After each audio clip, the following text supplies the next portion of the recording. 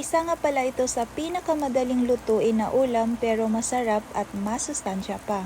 So kailangan lang natin ng carrots, cabbage, spring onion, at garlic. Tapos timplahan ng mushroom powder, turmeric powder, black pepper powder at lagyan ng 3 pirasong itlog. At haluin lang ito ng mabuti hanggang matunaw yung mga seasoning na nilagay natin.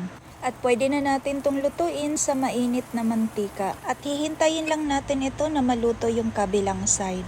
At pag naluto na, i-flip lang natin ito at hihintayin lang natin na maluto naman yung kabilang side.